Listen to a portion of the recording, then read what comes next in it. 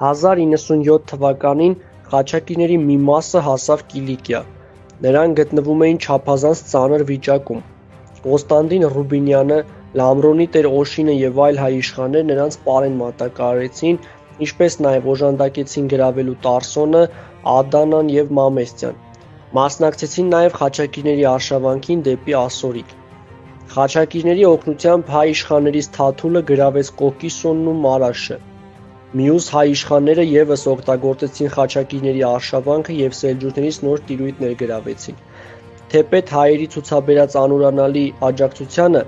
շուտով խաչակիրները դարձան հայկական իշխանությունների գլխավոր հակառակորդներից։ Նրանք տարբեր ճանապարհներով վերացրին բազմաթիվ հայ իշխանների, իսկ նրանց տիրույթները նվաճեցին։ Գրաված երկրամասերում եվրոպացի ասպետները անխնա կերպով կոտորում ու կեղեքում էին բնակչությանը և այդպիսով շուտով իրենց դեմ տրամադրեցին ոչ միայն մահմեդականներին, այլ նաև տեղի քրիստոնյաներին։ Խաչակիրները սպանեցին Եդեսիայի հայ իշխան Թորոսին և այնտեղ հիմնեցին իրենց առաջին պետությունը՝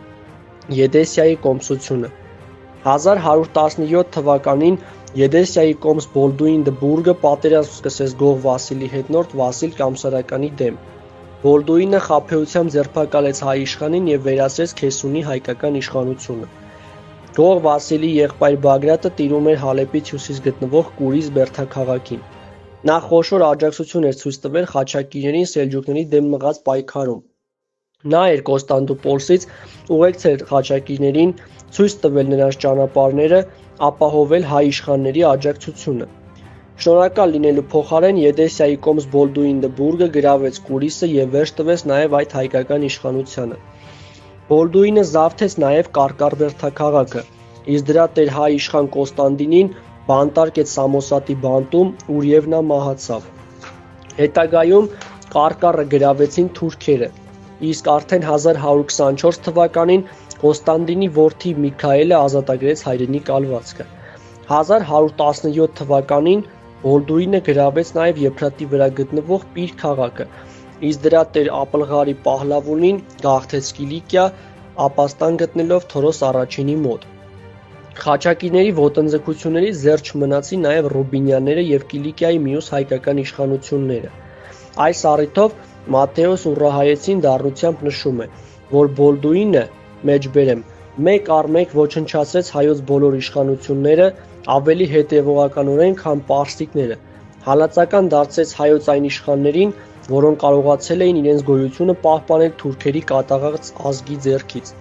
Այսպիսով ամփոփելով գալիս ենք այն եզրակացությանը, որ խաչակրաց արշավանքները սկզբում որոշ չափով նպաստեցին հայկական իշխանությունների վերելքին,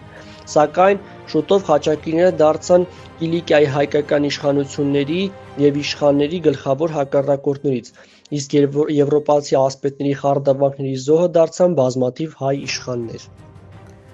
Խաչակրաց առաջին արշավանքները սկիզբ առան 1096 թվականին, երբ մեծ դժվարությունների ու զրկանքների գնով Մերձավոր Արևելք հասան գյուղացիական ու նրանց հետ միասին նաև հանցագործ զանգվածները։